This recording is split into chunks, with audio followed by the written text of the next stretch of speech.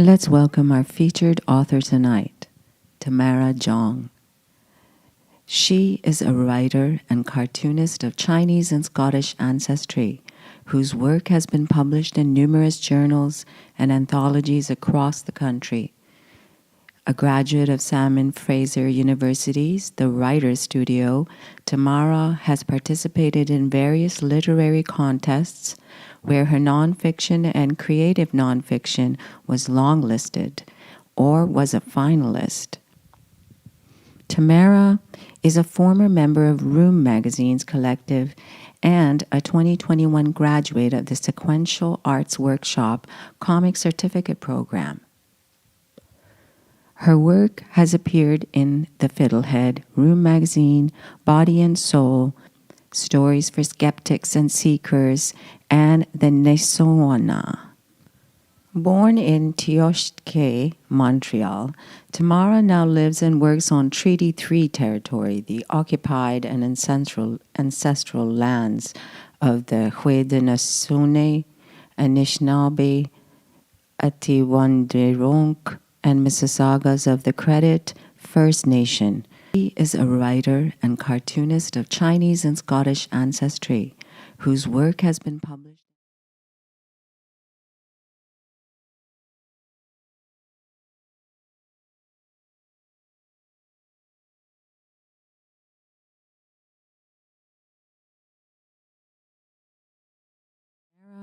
Is a former member of Room Magazine's collective and a 2021 graduate of the Sequential Arts Workshop Comic Certificate Program.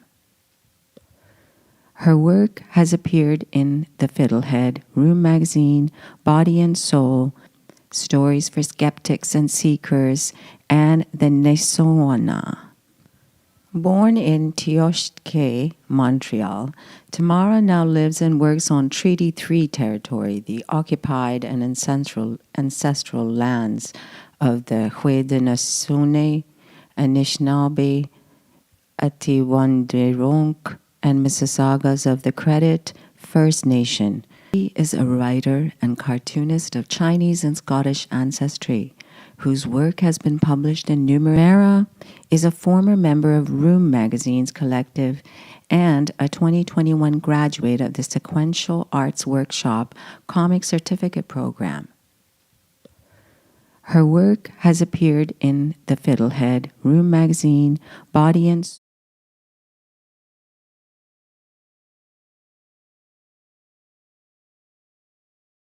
Thank you, Tamara Jong. And now for our featured poet. Steffi is a poet and writer from Manila who now lives in Vancouver in the territories of the Squamish, Musqueam, and Tsleil-Waututh nations.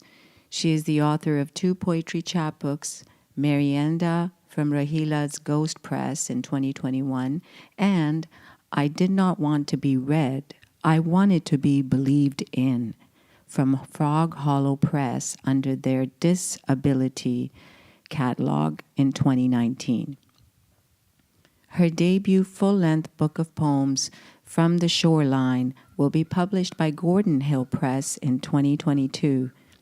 Steffi often writes about mental health, migration, and everyday life in the diaspora. Welcome, featured poet tonight, Steffi Tadi.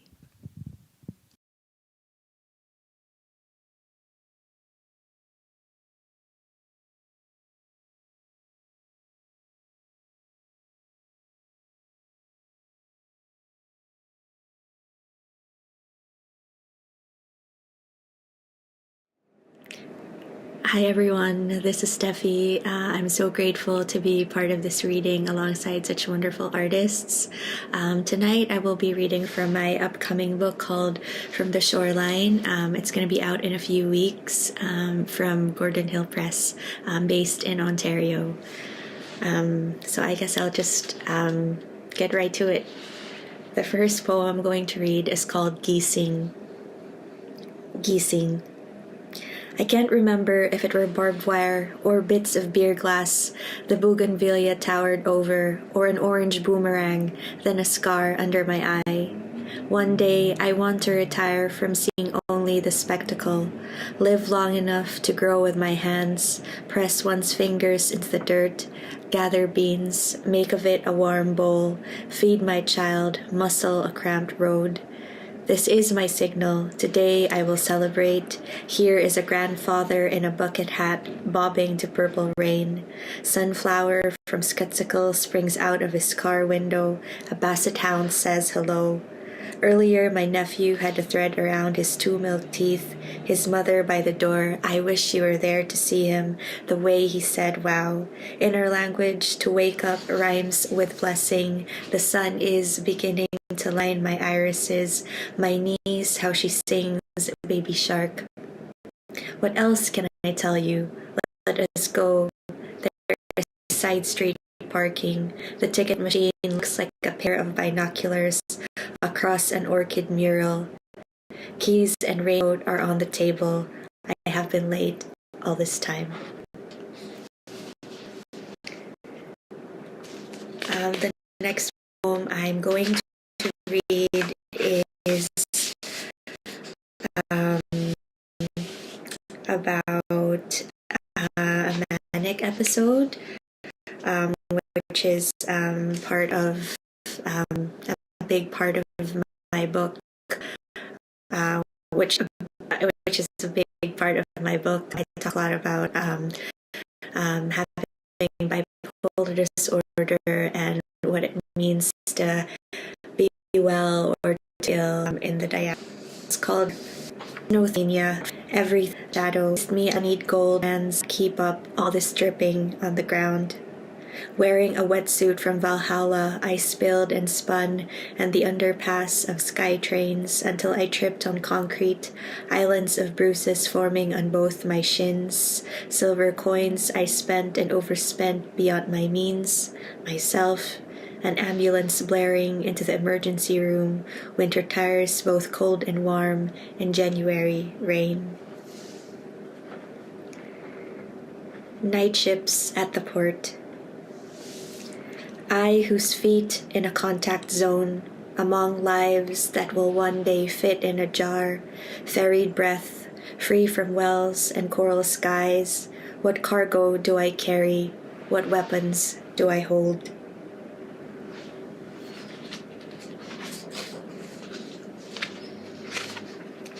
I only have 2 poems left. They're a bit longer. And for this one, it's about my time with my uncle.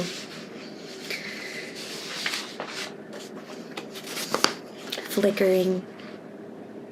I have an uncle whose name always comes up every time I am asked about my family's medical history.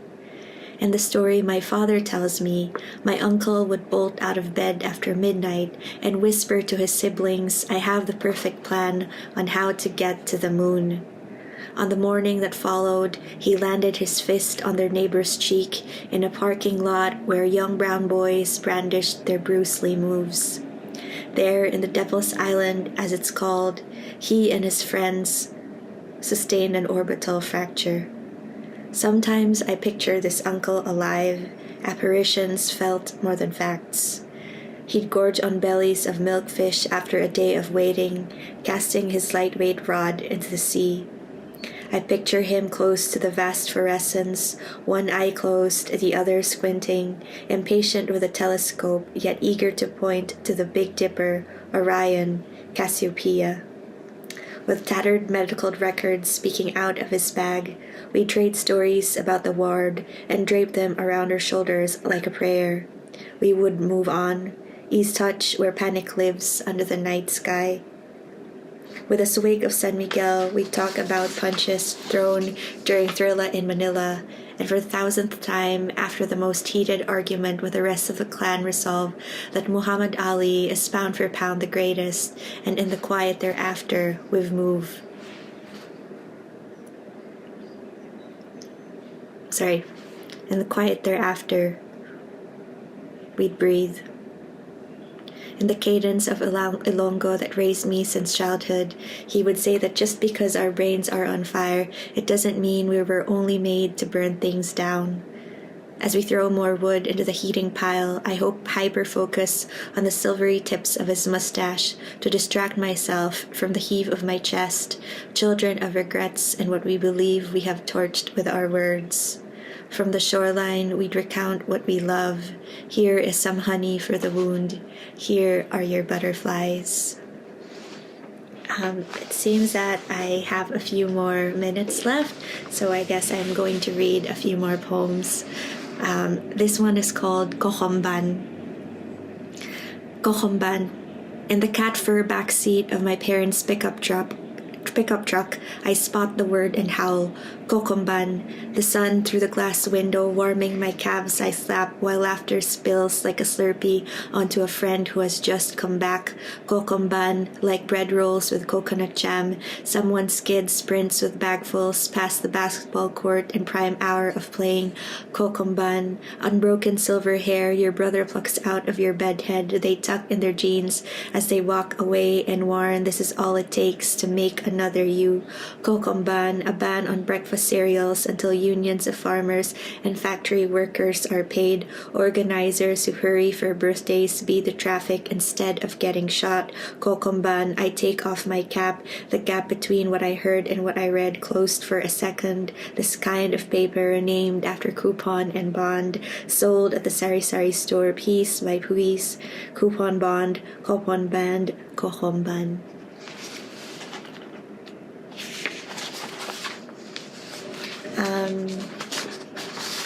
My last poem is called For Us.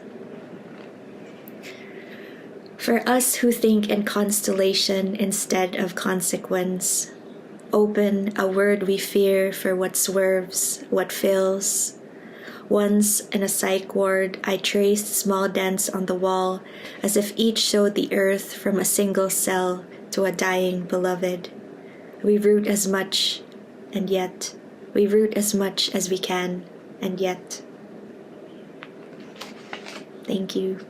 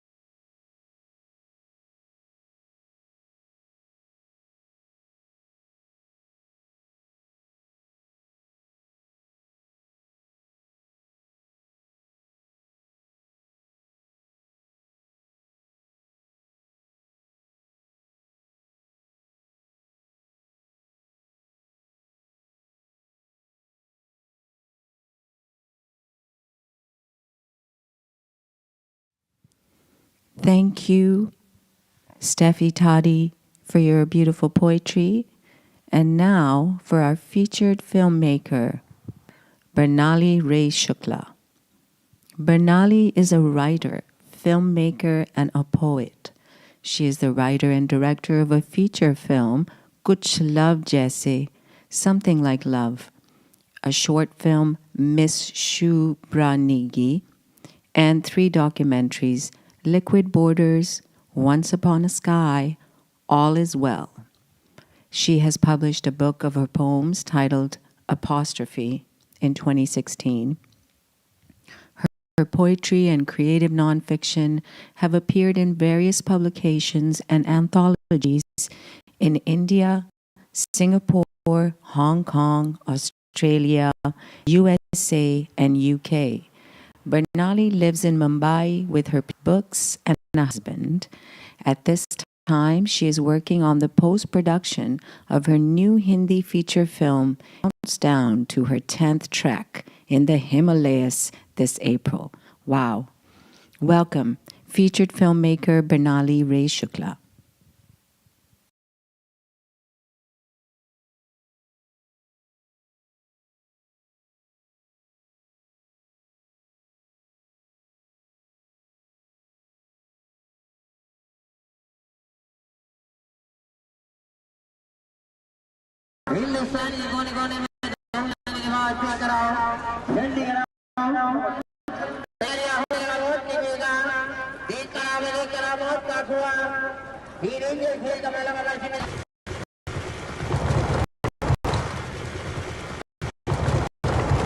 Time आया था मैं खड़े होते हुए भी डरता था।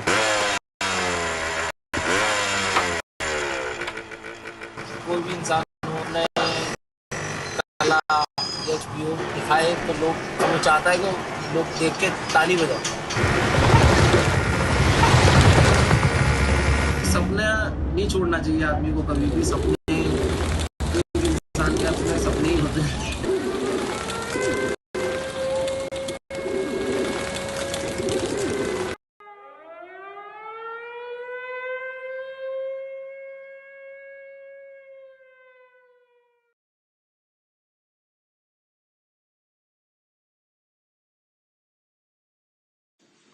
Hello everyone, I feel privileged to be here. I shall begin with sharing a little about the person behind the practice.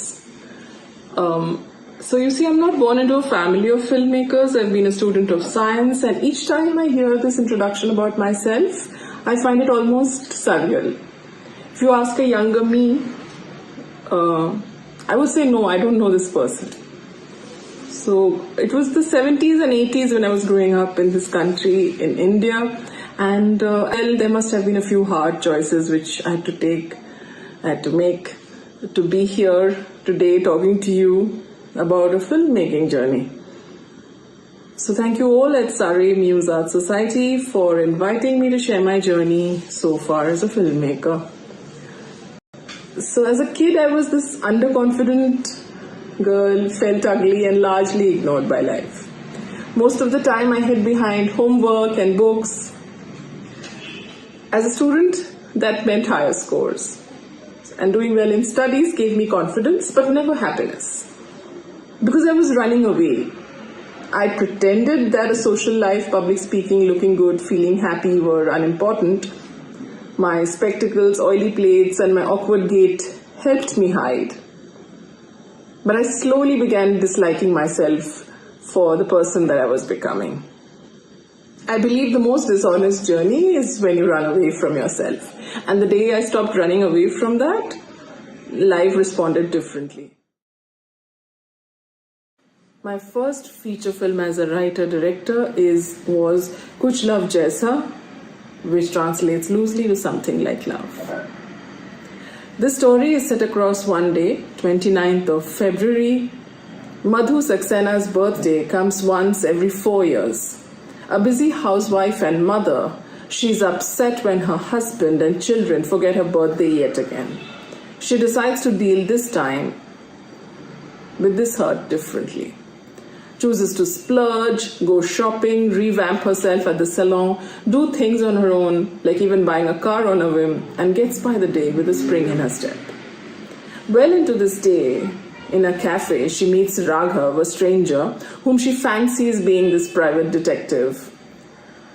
He does not dissuade her from the idea because he's on the wrong side of law, a passport forgery guy on the run. He wants to blend in with the city crowd, needs cover until he can escape, and agrees to accept Madhu's help on this imaginary case. As they pursue the non-existent husband who Raghav is supposed to snoop on, they begin to feel attracted to each other. Events become complicated when Madhu realizes he's not a detective and has been deceiving her. Here, I wanted to celebrate women who have been relegated to a life that has been arranged for her in a marriage, very common in Asia. It was my attempt to evoke the dormant spunk in women when even a day of escape could change what life means to them. The film critics didn't think so though, and slammed my film. The audience reaction though was very different across the country and the South Asia region. I noticed this gap which exists between what we see as an audience and what we are expected to see or asked to not see. Against someone telling us what to watch. The year was 2011. Yeah, the summer of 2011. After this, I went into this pause and reflect mode. The film perhaps would meet its potential if I owned the rights. I wasn't able to run with it because the rights of the film are not with me. What now felt most important was the independence to tell stories compellingly on any format, as long as you could reach out and position it yourself. This wasn't possible if I didn't have a decade of TV writing behind me, and that means money in the bank to pay bills. I keep my outgoings low, use public transport, I don't smoke, nothing designer about my expenses, and I'm quite this loner and no monthly installments to pay anymore. Following dreams come at a cost. Mine was always trading off worldly comforts for luxury, to not take up the work if I didn't believe in it. Right after my short fiction happened, it now has more than, it's now 18 million, 1.8 million views, yes. This time around, the producers approached me to explore if I was open to work on short format after working in a feature film. That is not what everybody would do, but I had my reasons for being keen on this. Breaking free from the template and the industry mindset. So coming to my second film, which is a short film, Miss Shubhra Negi. The protagonist got younger. This time Shubhra is 20-something. She spans the growing abyss between traditional values and the aspirations of a new generation, forged in a rapidly changing economy. She plunges from a protected upbringing into a society driven by the need to get ahead. In turmoil and primed by her low self-esteem, she decides to kill herself. So, with a very limited budget, we shot the film in a day with minimal technical help. Of course, we had workshopped well before getting onto the floor, a filmmaking style that is most in the least. Like I say, nobody talks of limitations of the bikini, but only the possibilities. So yeah, this was a learning ground, and keen producers. It felt like one of the best work climate to work in, but hey, no money came in, not so far. That was 2012, so it's been 10 years, nothing. And like I said, it's a little short of 2 million viewing. It's 1.8 million views. I just checked that. And sometimes we keep that counting, and that keeps us grateful. We're just having our work out there. And that you can probably catch it on YouTube.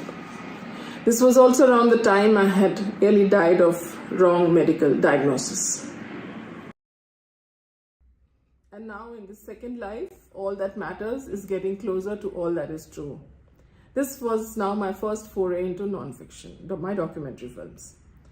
It began with this invite from Films Division, which is affiliated to the Ministry of Information and Broadcasting here in India. So we had this courageous new commissioning head, and he encouraged creative documentaries. I was conflicted about stepping into this new world of documentary filmmaking, but I took that leap of faith, and I'm so glad I did it. My first documentary film, Liquid Borders, was born out of the need to explore existing geographical and political boundaries of India, juxtaposed with human, emotional, and spiritual bridges.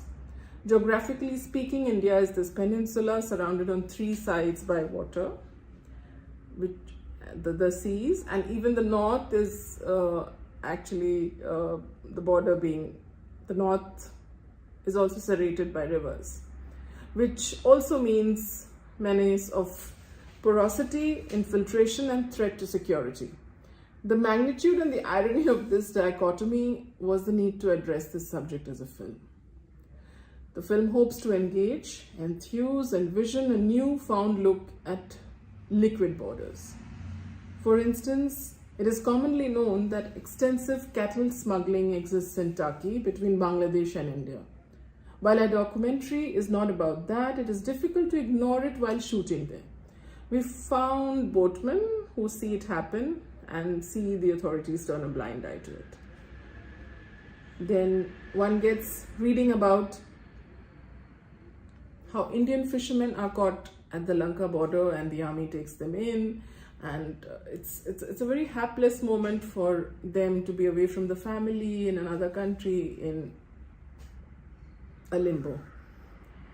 So I'd like to share words of Robert, a very gregarious fisherman whom we met during our shoot. In words of Robert, we met in coastal Tamil Nadu, 11 nautical miles off the Lanka international border in the Bay of Bengal, where he says, we have to follow the fish. The fish won't follow us. And then people say we are breaking borders. What do we do? So, leaving that to you on that note, we carry on with his grouse with his and his fellow fishermen. And as a filmmaker, as a documentarian, you become ally to a larger world. You know, that is something which I'd like to share that. So he voices that the fraternity is perplexed about the meaning of borders and says he has written to men in power, but haven't heard from anyone. Living on the edge isn't easy. In fact, there was this news piece, I guess a fortnight back, about people near the Canada border who met with unfortunate circumstances. Carrying on with this, I'd say that in a politically correct world, there will be borders. People at borders are at the mercy of a lot more than just policies. This film, there was a lot of life learning while making Liquid Borders, lots of questions that came up and are still being answered. And during the making, many times, I thought we'd never make this film.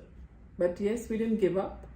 It went far, it still travels, and it tends to start new dialogue wherever it goes. It gets more and more topical each day. And we make friends and we make enemies.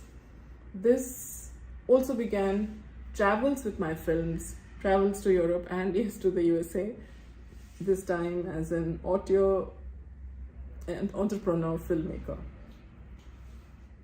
I continued to work on reclaiming life. Like I said, that I almost died of a wrong medical diagnosis. So whenever the opportunity arises, I like to pursue that. And it was very important for me now to share that with the larger world, if I could be extending my learning from my own experiences. And Once Upon a Sky came about. Once Upon a Sky follows the story of an Indian paraglider, Gurpreet Dhindsa. We gaze upon this man's total commitment to flying and engages with the idea that adventure sports is closest to being most alive, and we know that best when we come to injuries. Injuries are variable here. Of course, some are fears, some are obstacles, and of course the ones which are external, which reveal as the film unfolds. The challenge is to get better than our circumstances, and that brings out the real one in us. The film is a tribute to life while we are still living. How it began and where it went, it's something to share. So I was on this morning flight to Bhopal from Bombay, now Mumbai, browsing through the in-flight magazine. I came across this piece on paragliding hub, which is Bir Billing in Himachal Pradesh, quite at the Himalayas. I had just made it to the long list of the screenplay competition, the Mahindra Sundance screenplay competition, and there was this screenplay, the protagonist of the screenplay which I had to now complete was a paraglider, and it couldn't happen without research. So the column carried the name of Gurpreet Dhindsa, a super short bio at the tail of it, and an email address. So on landing, I wrote him an email mentioning research for film script. Wasn't sure of a response, but he wrote back. An email or two followed. One such email mentioned that he was coming to Bombay for an hour in the following week before he headed out to a nearby paragliding school. We met in person over a coffee at Mumbai's arrivals at Santa Cruz Airport. As he spoke of his sport, his life around it, the challenges, here was a story that knew its way through dreams, second chances, and breaking stereotypes. This story needed to be out there, so what I went for a research turned into something more valuable, I think. I had no idea how it would come about, but I asked him if he would agree, and Gurpreet said yes. And it all started from there. And the film does not remain just about paragliding or the world in Bir. It extends to you and me, sitting right here at our workstations across the world. It explores detachment, attachment to the world of flying and his people, and conversely, he as he's seen in the eyes of the people around him. And I think what was very new was through a camera. See, it's an audiovisual medium. Here was the element of seeing air. That was very important in the way the film is shot. The ability to start grasping the unseen, which is easier said than done. Like most wonderful things that drive us are actually not things which can be seen or touched. The film has flown further and wider into the world and was released in the thick of the pandemic, May 2020, on my birthday. Yes. And it has been winning laurels and hearts ever since. Perhaps the aspiration to be, of people to be under open skies was at sky high, and people took to this film. It is streaming in a New York-based portal. I could write that down on my email. There is no paywall yet to watch it. This was my maiden film as a director, producer, and of course a script, if you can call a documentary a script. Yes, that was mine too. And I feel very fortunate to have found worldwide distribution. The newest outing is a short documentary, All Is Well. It won't be wrong to say that All Is Well is born of Once Upon a Sky. So when my research began, it was along two diverse schools of thought of finding enablers who live and breathe adventure. Remember, I was reclaiming life, and that was my theme, is my theme, continues to be. Once Upon a Sky travels with this paraglider and this award-winning competition pilot and his choices, but here it's Rahim Ansari in All Is Well, who is born to a family that has been over a generation with the Maut Ka Kuan, that translates to Well of Death. I talk more about it. Well of Death as in, I hope you all watch the film. So let me talk about it, that what struck my interest. So yeah, the diverse results of this research made me rethink and renew my approach towards adventure. One born in pursuit of it, and the other, like Rahim, spends 4 months of his life in adventure because he can't help it. So the riders in this Well of Death are not bona fide citizens in the world of adventure sports, but does that make their adventure within the well and their world any different? All Is Well chooses to speak for them, with them, as they continue to remain unaware that they count too. Rahim Ansari, the protagonist, is the eldest of his siblings, born to a family of 9 in Saharanpur in Uttar Pradesh, the most densely populated state in India, and now in the news for the elections and other reasons. A school dropout in his mid-teens, Rahim took to the profession of his father and uncles with the Well of Death at traveling fairs, and yet held on to a pragmatic choice introduced to him by his mother of being a tailor, a lady's tailor, if you may know. His calendar year thus tilts, like I said, 4 months of adventure. His year tilts on the safe ground of 8 months of being a tailor, but there is a compelling window of 4 months which he doesn't miss. That is when he rides the Well of Death with his buddies, cousins, brothers. So this story caught my eye as it promised to be about people ordained for adventure, not the ones who necessarily choose it, but remain for the applause of the audience. Mind it. Yes. So this frenzy is known when I look around in a pack of filmmakers or artists or writers, authors, poets. So the frenzy of this kind of adulation makes them feel like a star, even if that would be for one ride or two, where the charmed spectator pays less than $1 to watch for about 10 minutes. Research would show that they are Muslim families living in poverty, but their dance with danger is something they are living with for generations now. For how long? It's a thing to note. So this film began much before the pandemic, as in the shooting of the film. But by the time we wrapped, we were well into the manic presence of this virus and the most challenging times for India lately, that has been seeing unprecedented rise in intolerance, partisan politics, hate crimes and beginning of this pogrom against the minorities. I could go on and on, but none of this was on my mind when we started filming. It has been an enriching journey so far, raising a toast to life from the brink of death.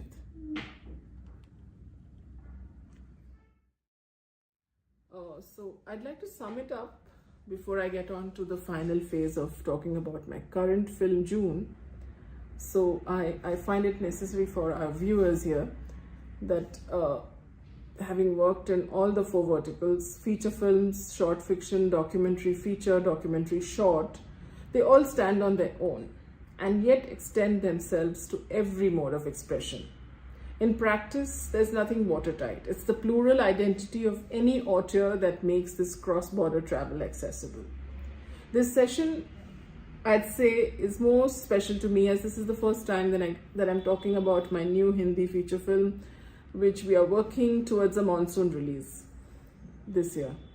Platoon 1 Films has chosen to helm the release, and this being a boutique-style production house with the man in charge, not molded by mainstream Bollywood. He's full of new ideas and wish us luck. So June is my script. I have directed it and of course produced it. June is the title of the film, shot across. June means June is the titular character. She is in her late 20s, touching 30, on the brink of getting married, and she's faced with life throwing her a choice where she could take a U-turn, but does she? And like our log line at the motion poster launch says that, how do you know who is the one for you? So June explores that. The film has been shot across India during the unlockdown phases, and we were thus able to work on a canvas which covers seasons and the visual palette we needed for this love story. Quite a neglected genre if you ask me lately. And as the skeptics would get the better of the market, we are hoping to break some myths, but that myth breaking is not our driving force. We want to tell our story. The driving force is talking to a generation of viewers who are being gently nudged to ask themselves and around that, how is it we know the person who is for me? Again, I could go on talking about this, but yeah, I guess it's always exciting to attempt something that the rest of the world is asking you not to, expecting you not to, but there is an audience there. There are kids who I think ever since we stopped talking about relationships in films was ever since that, we kind of got in the gray of whether we were talking of relationships and hooking up and dating and Tinder. So in these times, I think it's all the more relevant that someone, doesn't hush it under the carpet, shove it under the carpet. So, and I would like to conclude by saying that in our times, idealism is a huge luxury, but dreamers can afford it. And the team of bright young actors, talented crew are on this journey, and we are setting out into the world. I need all your support with this one and thinking of soon photo blogging about it. So yeah, I'm almost getting sentimental a bit. So me. I have to work on it to stay away from that. So yeah, thank you. And I learned so much putting this together in my journey, like re-looking at my journey. I hope to see you all in person soon, and I'd like to congratulate everyone on board for being such a wonderful crisscross of interesting voices from across the world. And I guess see you in person, like I said, and perhaps on Instagram. Bye.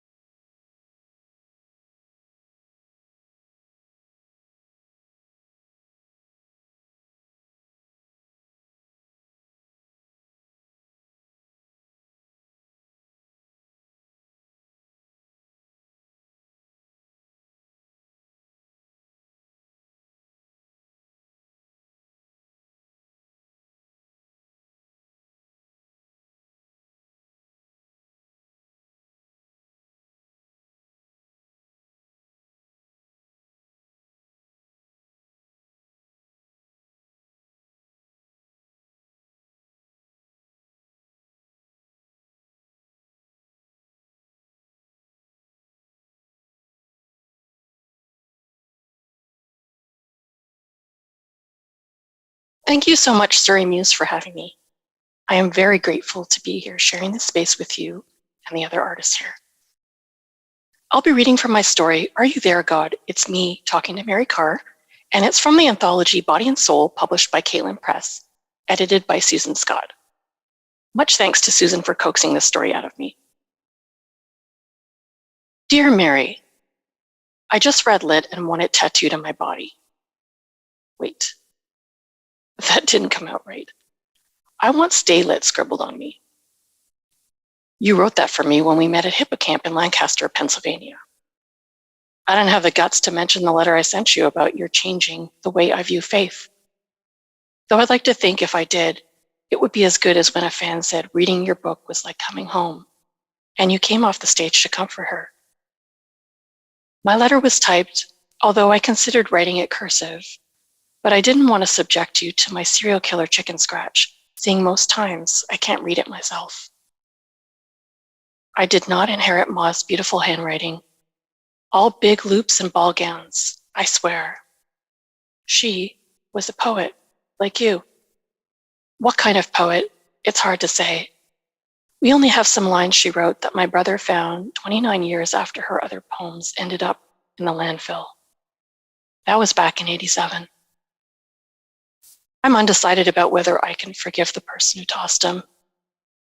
That's the year Ma drowned, and I was the one who dragged her poetry in boxes to the curb. Aunt Margie tells me that all the kids in their family were writers, Ma included. That'd be 17 Catholics from New Waterford, Nova Scotia. There's a doctor and Taoist monk, so religion was bound up on me on Daddy's side, but no scribblers. Ma ran away from the farm at 12. Her dad used to beat them all pretty regular and loved the race horses more than kin. The dooziest tale was the one where my uncles Alec and Peter came back to see their dad when their anger was all grown up and beat him so bad he couldn't walk. So, yeah. Reading Lit, so many childhood memories came back of Ma. I was riveted to the pages. The words seemed to want to stay with me, reminding me to revisit stuff, that no one can hurt me now. Religion and spirituality have been a struggle lately. See, for starters, I was baptized twice. First as a Catholic and later as a Jehovah's Witness. It's curious what a mother's love will do to keep a child from certain types of hell. My first, the sprinkling, took place 51 years ago at the 187-year-old St. Patrick's Basilica in downtown Montreal by a Father John Bobinos. The second time was full-on immersion in an assembly hall of Jehovah's Witnesses in the city's West End. I don't remember Ma there, but she must have come. I was 17. Before Ma converted to the Jehovah's Witnesses, we used to celebrate Christmas and holidays, all that heathen stuff. Then she got religion in the not joking around anymore, hardcore serious type way. She'd heard the Jehovah's Witnesses on the radio around the time my little bro came on the scene. So when the sisters showed up at our apartment with the watch turn awake, Ma took it as a sign from the Almighty. Ma's great aunt, Sister John of the Cross, must have taken it like a slap to the face. I took solace in having Jehovah around, I gotta say. I was a real mama and God girl, a crybaby too. Kindergarten was all gerbils, hot dog days, Barbies, cookies, and juice. Grade 1 meant whole days away from Ma in a strict, get down to business kind of outfit. I would get math all jumbled in my brain. I couldn't tie my shoes and I'd get scolded for chatting. I would fret about my punishment once Ma heard I got put into the corner. Once I was so upset, I told Mrs. Cohen it would help me if I could pray to Jehovah. She let me go and get in a good old chat just outside our classroom door. So I started off real little being a big old believer, thanks to Ma. Take the pictures in our children's book, from Paradise Lost to Paradise Regained of unbelievers, the naysayers and the do-nothings, destroyed for not choosing Jehovah's side at Armageddon. Those images were etched into my nightmares as a kid. Buildings collapsing, people running and screaming, falling into pits where earthquakes had split open the ground. My sister tells me these prophecies crossed her mind from time to time. Ma's family being what it was, I guess it's no surprise that she handpicked a new mother. Her name was Virginia, and Ma brought her into the Jehovah's Witness fold. Us kids viewed her like a grandmother, but then Virginia went and died of a heart attack, and all that had been stable in our lives died that day too. Ma started hitting the bottle like her old partying days in Toronto. Ma used to say that some really bad people told her that she was worse than them when she drank, would do anything to get that next drink. I was 9, my sister 11, and my little bro 7. Ma left me on a train trip to Toronto and would go on drinking binges and sometimes hitchhike with me. She'd send us to the store to get her beer and cigarettes. Ma sitting at the edge of our kitchen table after school let out, sipping her Brador stubbies and listening to the same records over and over again is what we saw after school day after day. I feel myself triggered right back to kiddyhood when I hear Supertramp, Jesse Coulter, Kenny Rogers, Kay Tells Emotions, or Tom Jones.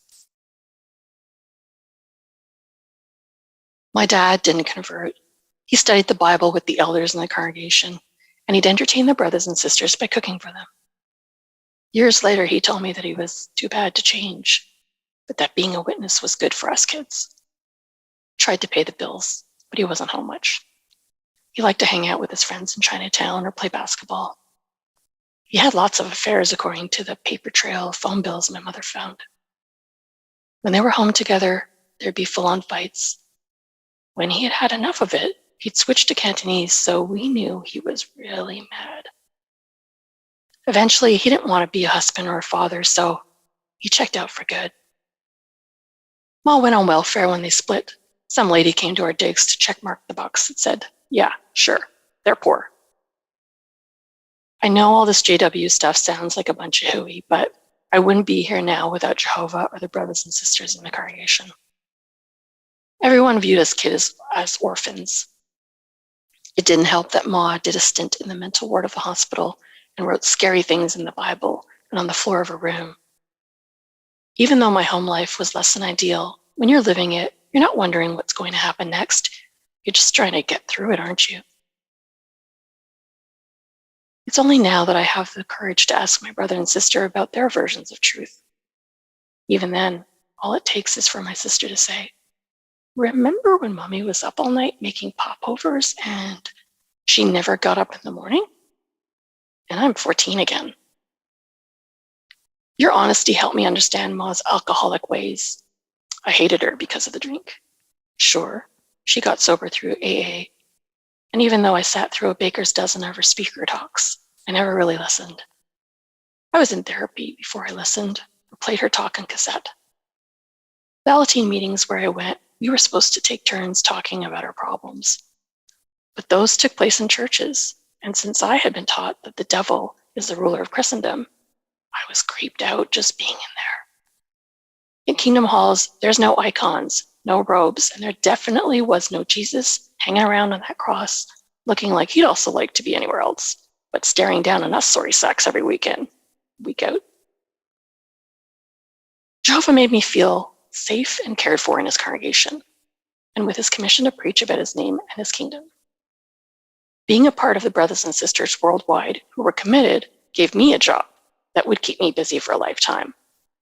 I felt at the Kingdom Hall, things made sense. I could count on the regularity of Jehovah and his rules. If I stuck to Jehovah and his written word, I would be written to his book of remembrance.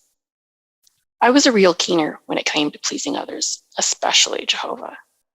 I'd do whatever it took to please him, believe you me. Things really started to click for me in my teens. I'd get into religious debates with my friends and try to offer them Bible studies because I didn't want them dead at Armageddon. I got rid of my records that seemed unchristian, and I wouldn't watch sex, drugs, or the violence in movies. I didn't lie or stand for the national anthem and celebrate holidays. I didn't date boys, and I would wait until I was of marriageable age. There were many rules to follow, and I was happy to comply because the faith reminded me of a time when our family had been happy, mostly united and stable.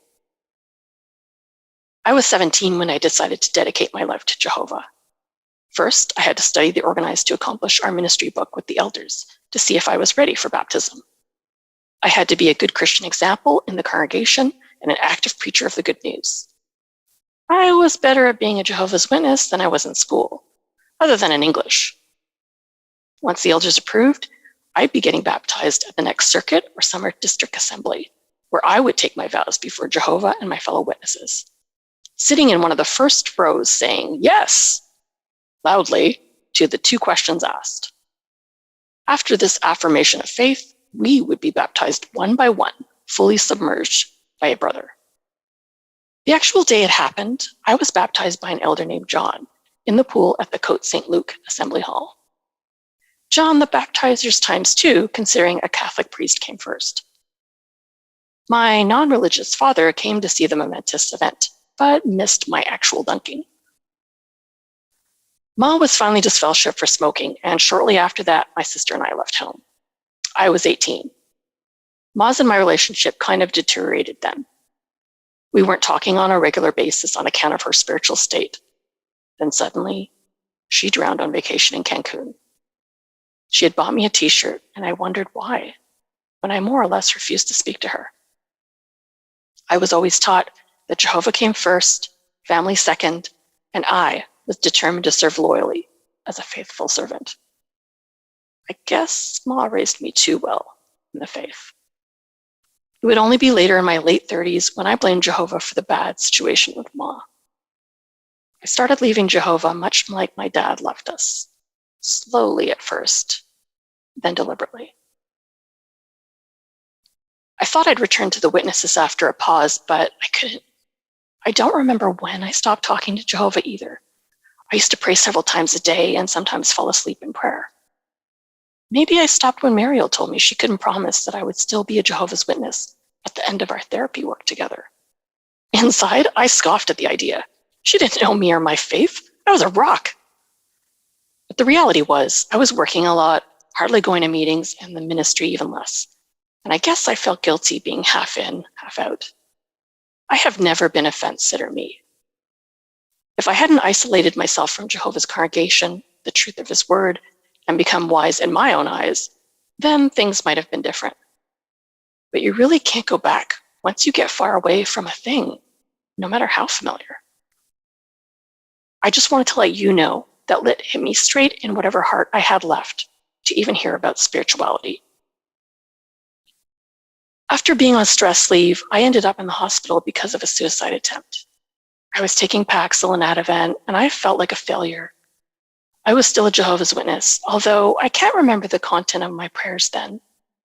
Honestly thought the world would be a better place without me. Jehovah standing right in front of me could not have convinced me otherwise. I was that despondent. I started changing slowly then, and the change altered my relationship with the God and Father that I knew. Not that I realized it at the time. I thought it would be easier just to be religion-free. These days, though, I really feel I need to be in something, to believe in something. Oh, and I didn't run off and get addicted to drugs, become an alcoholic, or get covered in body tattoos like some ex-religious girls do. And honestly, even if I did all of those things, I think being all judgy is the most un-Christ-like thing of all.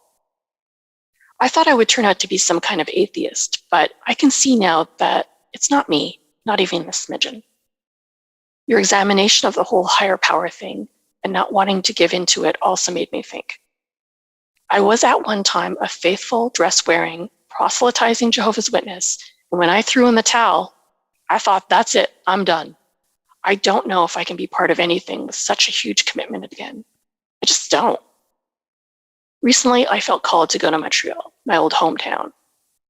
I wanted to see the church my parents had taken me when I was an infant to get God's stamp. And wouldn't you know, I get lost trying to find St. Patrick's. My phone showed me the way. And when I finally see the 226-foot tall building, my heart is beating fast, and then the bells are chiming, and I realize it's taken 2 therapists and 11 years to find my feelings. Earlier that morning, I woke up several times, afraid I'd miss Mass. Then when I got there and paid $4 to light a candle for Ma, she's never far from my thoughts, none of the lights would even turn on. A fine start, I'm thinking. The sermon was about doubting Thomas, the skeptic. Go figure.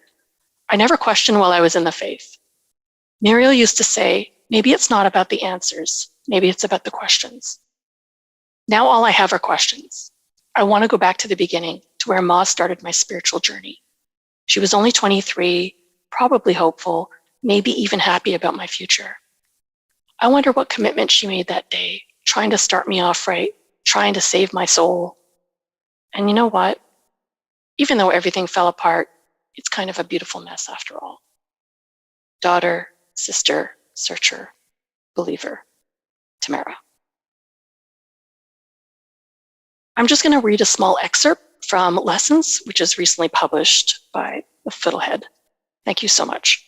It's in the BIPOC Solidarities, number 290. 1, 2, buckle my shoe. When Miss Steiner took out the wooden shoe with its demonic laces, I'd hide under the beige school desk with the dust bunnies and orange plastic chairs with legs that scraped like nails on a chalkboard. I didn't know how to tie my shoelaces. My best friend Gisela, my protector, did it for me. I tried to learn, but it wouldn't stick in my brain. Miss Steiner listed this lack on my report card as unsatisfactory. They cared if you couldn't tie your shoelaces, sure, but nitrate-laced hot dogs for lunch was all hunky-dory with them. The teacher told Ma that I had the whole class singing, "We are Jehovah's Witnesses," which I'd memorized, so I guess I could do some stuff all right. At the Kingdom Hall, we learned about Armageddon and Satan and what happens to those that do not follow God. Lying was forbidden since Jehovah sees all, but I could pray to him when being tested. Ma used to read Listening to the Great Teacher to make us good little Christians, but it didn't always work. When Miss Steiner said that it was okay for me to eat pumpkin seeds at Halloween, I believed her. Ma punished me for that, one of the many times I failed her and God's rules for me. It took years for me to learn to tie my shoes, and when my father found out, he taught me in the apartment laundromat. He was fun in my earliest memories. I know now that I'm a visual learner, and Velcro sneakers didn't become a thing until the 80s. Children seem to be good at hiding what is not ready to be seen. 3, 4, knock at the door. Why do Jehovah's Witness girls wear hooker boots? Crystal shockingly tells me what a man said to her that morning on the street, inches away from the Kingdom Hall. I met her at a party when I was 16, and she's been one of my best friends since. Wherever we were, every Saturday morning, we were knocking on the doors with the Watchtower Awake preaching the kingdom message. We ingested a steady diet of, oh, by the way, we don't believe in hellfire, so that's cool. But everyone wicked dies at Armageddon except those doing God's will. That's all.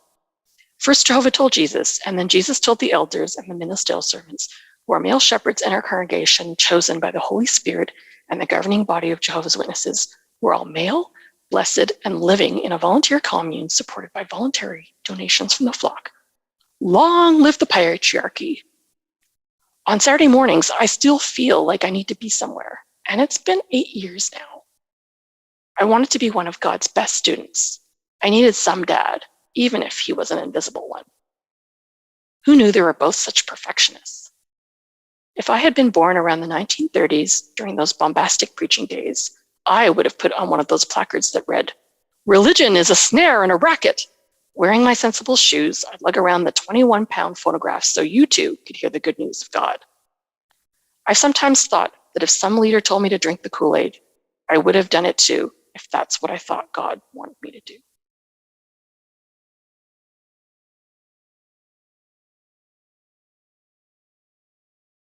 Thank you.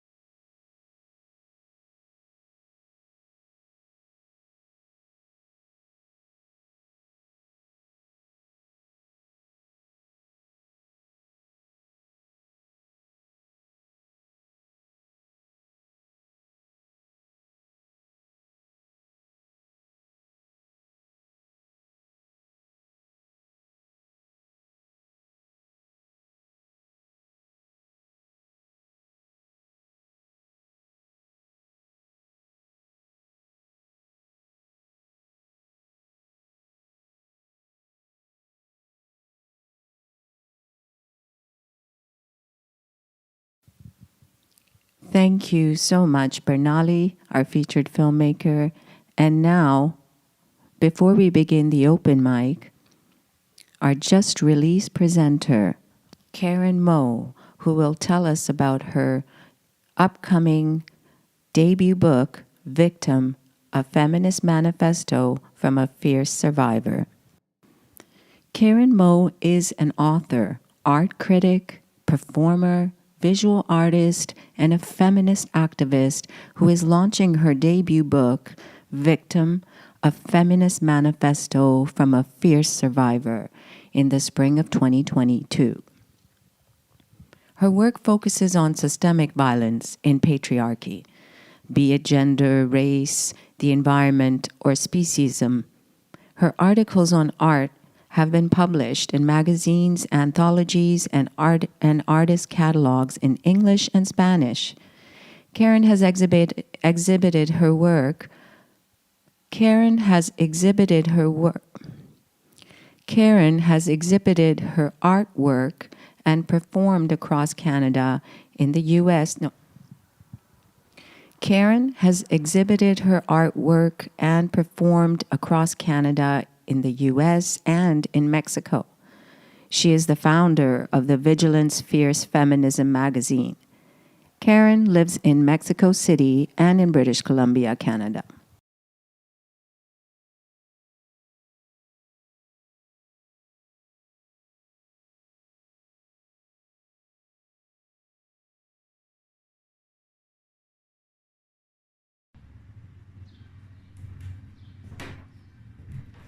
Hello, my name is Karen Moe, and I'm here to introduce to you my debut book, Victim, a Feminist Manifesto from a Fierce Survivor. It's being published by Vigilance Press on April 2nd. I would like to thank very much the Surrey Muse Society and for inviting me to be a part of their 22nd virtual gathering. So this is my apartment in Mexico City. I live here kind of half the time. I'm a Vancouverite by birth, lived there most of my life, and I came to Mexico about 5 years ago because all of my work is about violence, systemic violence, and I came to Mexico to get a perspective on violence from a Mexican perspective.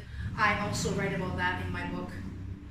So a bit about me: I am an author, an art critic, a performance artist, a visual artist, and a feminist revolutionary. So my book is being published April 2nd. The launch is going to be that evening at the Massey Arts Center in Vancouver. And then I will be going on a cross United States tour for their Sexual Assault Awareness Month, which is the month of April. And the way I organize my tour, and this is the same way as I'm going to be organizing my cross Canada tour that will happen in June, is I contacted many sexual assault centers across the states, and I've been organizing my tour based on who's been responding and who's been inviting me. And what I'm also going to be doing when I'm there giving talks, connecting with other survivors, is I'm going to be donating some of the proceeds of my book sales to the sexual assault nonprofit in each city or town that I visit. So I'll read to you the synopsis to give you an idea of what the book's about. Imagine being a carefree, independent young woman enjoying life. Your bold, adventurous spirit pulls you to travel to distant locales. Then, out of nowhere, you're abducted, assaulted, and raped. This is what happened to me almost 30 years ago. This is not only a crime story, it's not even just a survivor's tale, this is a manifesto. In dialogue with other feminists and through case studies from around the world, I use my trauma. Okay, we've had a power failure in Mexico. All right, and now I need my glasses, but I don't know where they are. Oh, cameraman, bring me my glasses. Okay, all right. The ultimate goal of my book is to provide tools for resistance against a culture of exploitation. In the end, ironically, what I have suffered and survived has given me a gift. Now resistance, fighting for justice is what I live for. My life is far bigger than myself. I've received numerous endorsements so far, very honoring. Sally Clark, she's the author of The Way of the Warrior Mama, The Guide to Raising and Protecting Strong Daughters. She calls my book a tour de force story of surviving and surmounting the unthinkable, and she says it's literary nonfiction at its best. Trisha Bapti, she's the founder of Eve, Exploited Voices Now Educating, says that the book is a story of triumph for women individually and collectively. Feminist Julie Bindel calls my book a beautifully written, forensically researched story of resistance and revolution, and says how it's an important tool in the feminist fight against male violence. Another one of my heroes, Robert Jensen, says that I write of how we can find authentic hope. And Victor Malarick says the book is visceral, a difficult book to read, but a difficult book to put down, and a compelling must-read. And I got a reader's favorite, gave it 5 stars, and says, if you like books that could change the world, you'll love Victim, A Feminist Manifesto from a Fierce Survivor. And there's the lights back on. So my book is multi-genred. So it's based on my personal experiences of violence, but then through that, I go into an analysis of exploitation in general. And as I say in the book, patriarchy is bad for everything. I will read you the first opening paragraph, which is hopefully going to entice people to turn the page.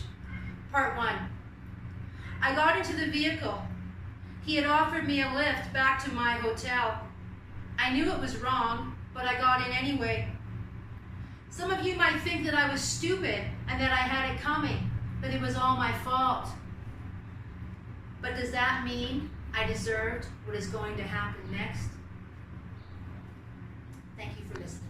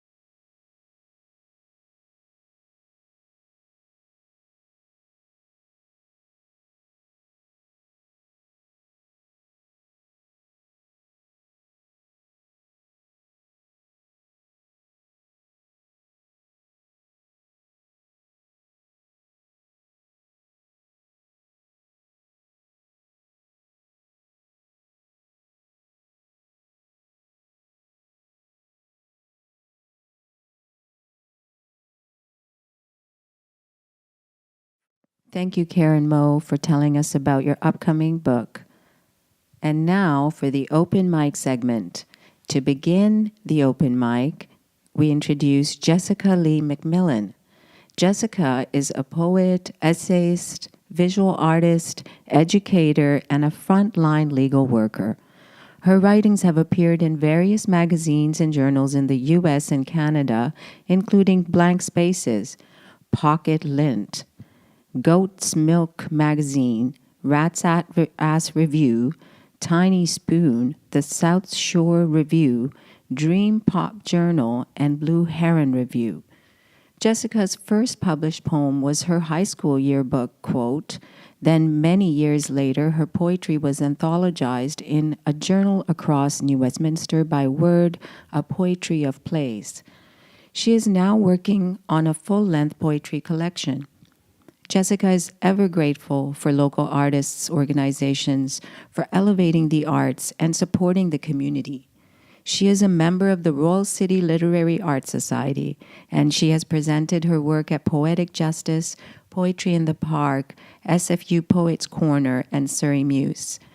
A first-generation Canadian, Jessica is a settler who lives in New Westminster, British Columbia, on stolen and unsurrendered lands of the Coast Salish and Halkomelem speaking peoples, including the Kaiket and Coquitlam First Nations. Welcome, Jessica McMillan.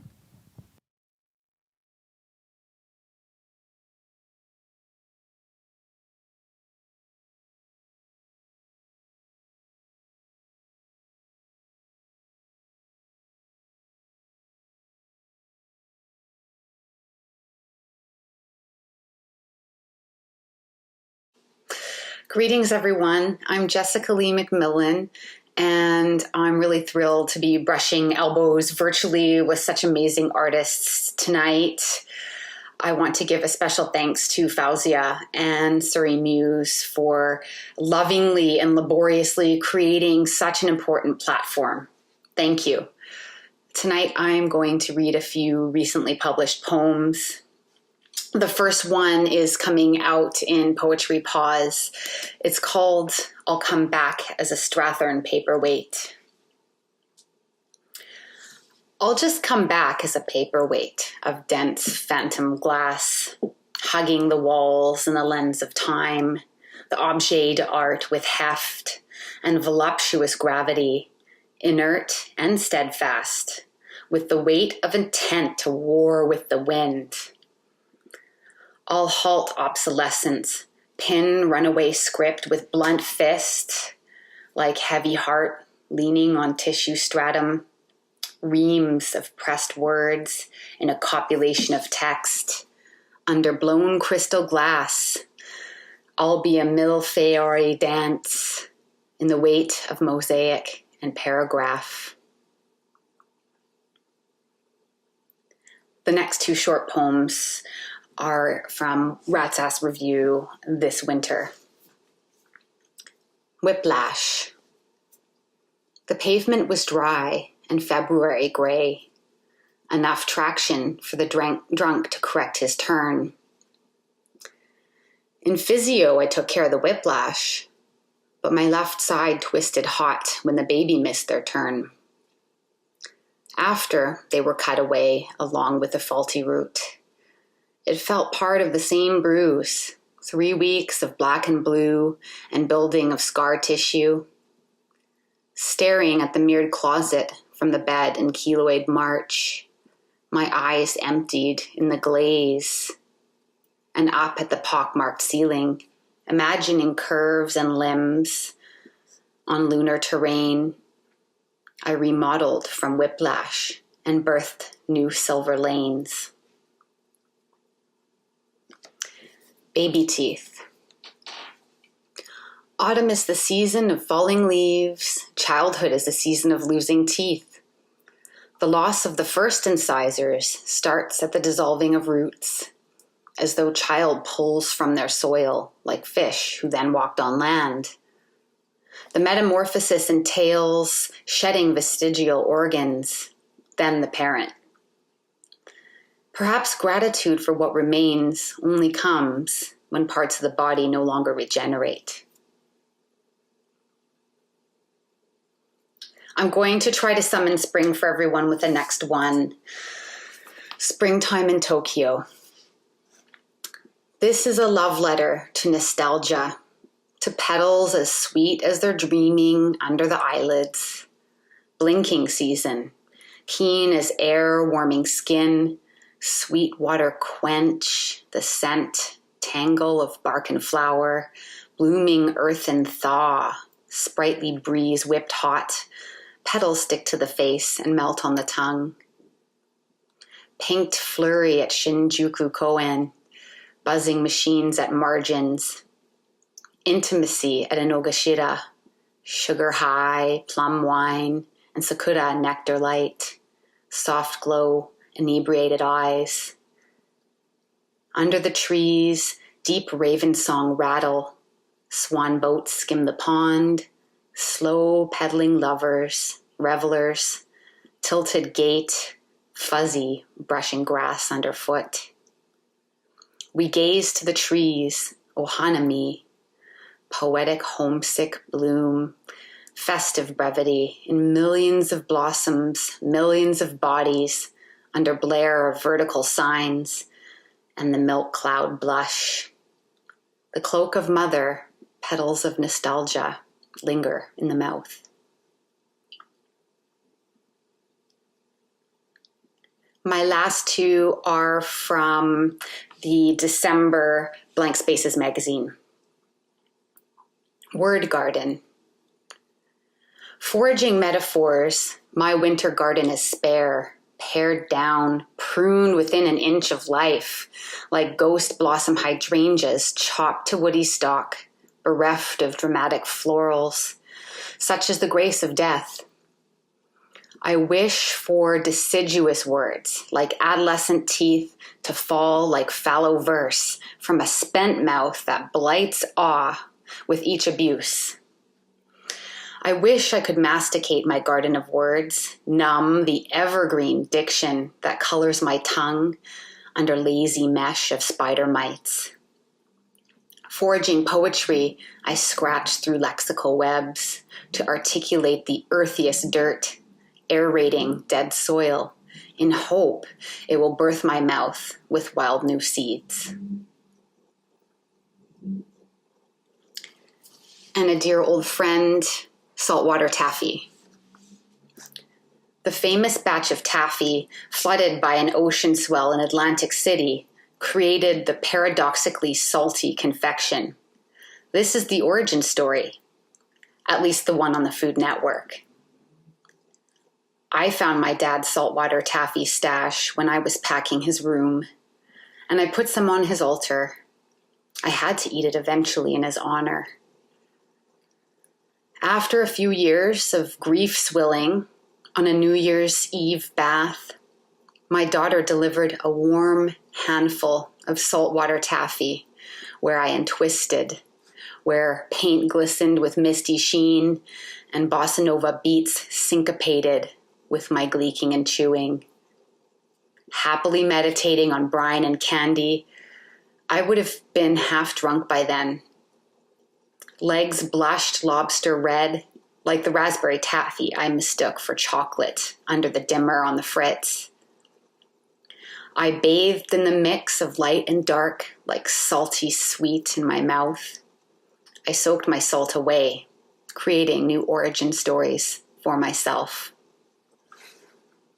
Thank you so much, everyone.